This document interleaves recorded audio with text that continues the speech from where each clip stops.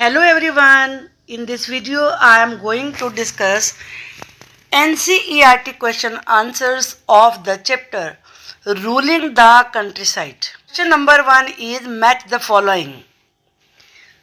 रैयत कौन थे? रैयत थे पीजेंट यानी कि किसान. महल क्या था इसमें? विलेज, गांव को कहते थे. निज, cultivation on planters on land, planters की लैंड पर खेती करना निज कहलाता था.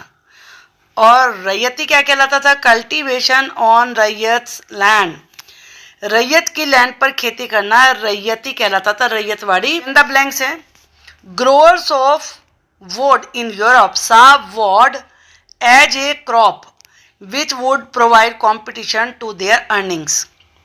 पहले इंडिगो की खेती होती थी.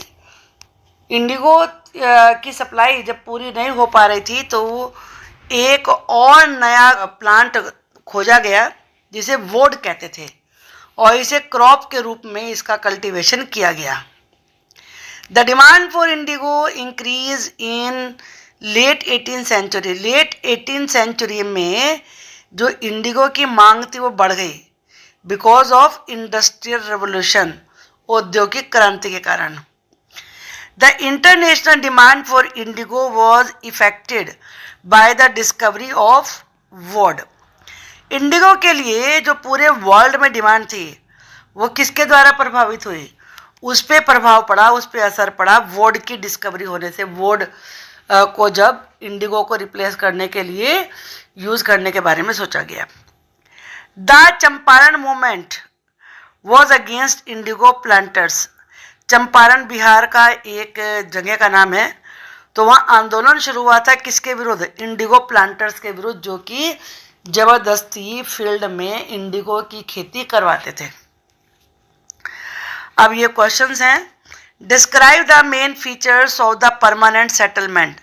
आप ये जानते हैं कि 3 तरह के चेंजेस उन्होंने लागू किए थे ईस्ट इंडिया कंपनी ने. तो जो पहला था वो था परमानेंट सेटलमेंट. इसके मेन फीचर्स, फीचर से मतलब विशेषताएं क्या थी?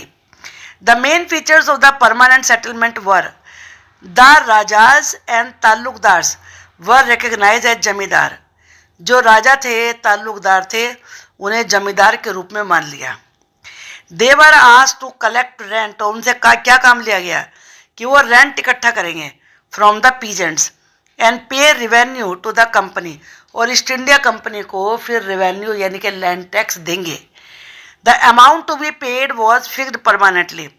और कितना पैसा उन्हें देना, ले कितना भी, लेकिन देना कितना ईस्ट इंडिया कंपनी को, ये पहले से ही फिक्स कर लिया गया था. It encourage the zamindars to invest in improving the land. Permanent settlement के द्वारा जमींदारों को प्रोत्साहित किया गया था कि वो लैंड को सुधारने में पैसा लगाएंगे, इन्वेस्टमेंट करेंगे. Since the revenue demand of the state would not be increased, the zamindars would benefit from the increase production from the land. अब जो रेवेन्यू की डिमांड थी वो तो फिक्स थी, वो तो बढ़ेगी नहीं. तो जमींदारों को अगर लैंड पे प्रोडक्शन बढ़ेगा तो उससे बेनिफिट होगा, फायदा होगा. If any of them fail to fulfil these condition, अगर कोई भी इस शर्तों को पूरा नहीं कर पाएगा, he was ousted from his land, तो उसे उसकी लैंड से बाहर निकाल दिया जाएगा. And the government did not hesitate in putting in zamindari to auction. Auction का मतलब नीलामी करना, बेच देना बोली लगा के.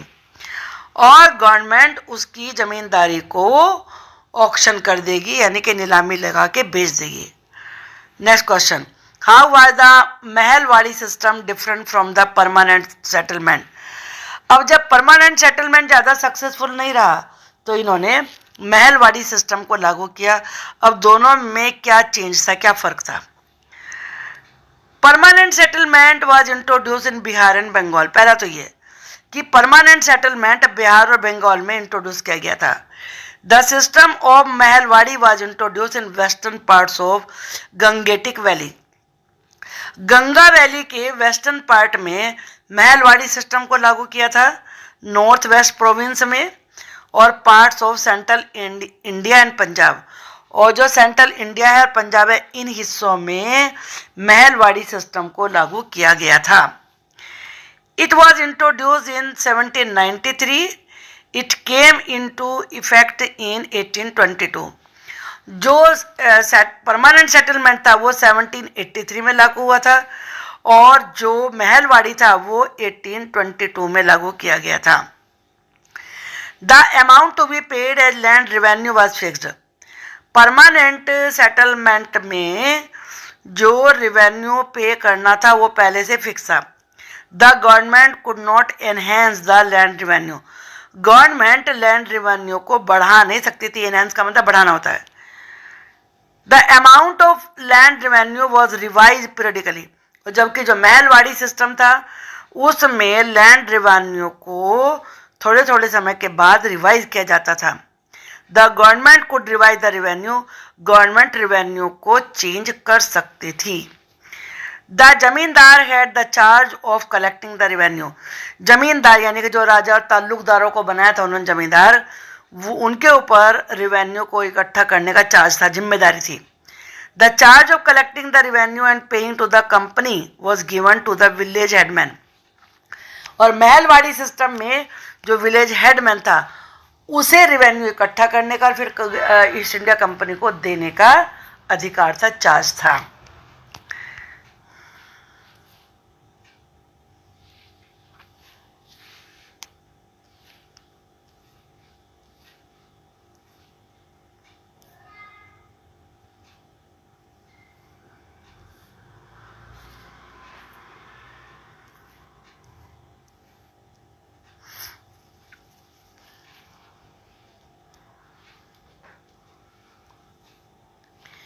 Give two problems which arose with the new Monroe system of fixing revenue।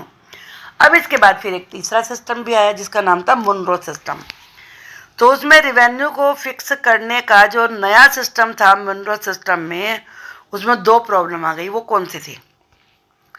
The problems created by the Munro system of fixing revenue were driven by the desire to increase the income from the land.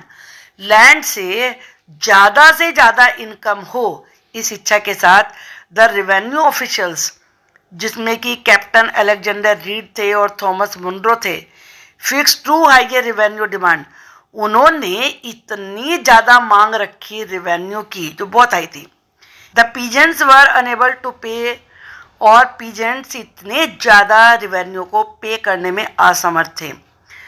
रयट्स fled the countryside. Fled का मतलब भाग जाना। और जो रैयत से यानी कि पीजेंट थे वो देहात से भाग गए। Country side rural area. Villages became deserted in several areas. बहुत सारे एरियाज में जो गांव थे वो बिल्कुल ही सुनसान हो गए। सेकंड क्या था? Optimistic officials had imagined. जो बड़े आशावादी ऑफिसर थे उन्होंने तो कल्पना करी थी that the new system would transform the peasants into rich enterprising farmers. के पीजेंट्स जो खेत पे काम करने वाले लोग थे वो बड़े अमीर फार्मर बन जाएंगे। But this did not happen. लेकिन ऐसा नहीं हुआ। Now next question, why were ryots reluctant to grow indigo? Reluctant का मतलब अनइंटरेस्टेड। जो रैयत से वो इंडिगो उगाने में क्यों इंटरेस्टेड नहीं थे? तो इसके कारण है the Indigo system was intensely oppressive. जो इंडिगो सिस्टम था वो बहुत ही दमनकारी था, बहुत ही अत्याचार करने वाला था। Indigo could be cultivated only on fertile lands. Indigo की खेती केवल उपजाऊ जमीन पर होती थी। And these were already densely populated. और इन जगह पर ऑलरेडी बहुत सारी पॉपुलेशन थी, यानी कि लोग रहते थे ऐसी जगहों पर। Peasants who were initially tempted by the loans soon realize. वो किसान जो शुरू में लोन से बड़े आकर्षित हुए थे, अब महसूस किया how hard the system was, कि ये सिस्टम तो कितना खराब है। The price they got for the indigo. जो पैसा उन्हें इंडिगो के लिए मिल रहा था, they produce was very low, वो बहुत ही कम था। And cycle of loans never ended. और जो एक प्रकार का लोन लेने का चक्र बन गया था उनके जीवन में, उसका तो कोई एंड ही नहीं था। The planters usually insisted, planters इस बात पे इंसिस्ट करते थे, आग्रह करते थे, अड़े रहते थे that indigo be cultivated on the best soils, कि इंडिगो की खेती सबसे अच्छे ज़मीन पर की जाए। Which peasant prefer to cultivate rice, लेकिन किसान उस पर राइस उगाना चाहते थे। Indigo had deep roots, indigo की बड़ी गहरी जड़ें होती थी। And it exhausted the soil rapidly, जिससे कि सॉइल बड़ी जल्दी से नॉन फर्टाइल हो जाती थी, बंजर हो जाती थी। After an indigo harvest, indigo की फसल उगाने के बाद the land could not be sown with rice, उस लैंड पे राइस तो बो ही नहीं सकते थे। वॉट वर द सर्कमस्टांसेस, वो कौन सी परिस्थितियां थी which led to the eventual collapse of indigo production in Bengal, जिसकी वजह से बंगाल में इंडिगो का प्रोडक्शन ख़त्म ही हो गया। इन मार्च 1859 thousands of riots in Bengal refused to grow indigo, हजारों रैयत ने बंगाल में इंडिगो उगाने से मना कर दिया। एज द रिबेलियन स्प्रेड, जैसे ही विद्रोह हुआ, रयत रिफ्यूज टू पे rent to the planters, Rayat ने प्लांटर्स को रेंट देने से मना कर दिया। And attacked indigo factories armed with swords and spears, bows and arrows, और उन्होंने इंडिगो फैक्ट्रीज पर तलवारों से, भालों से, बो धनुष बाण से अटैक कर दिया।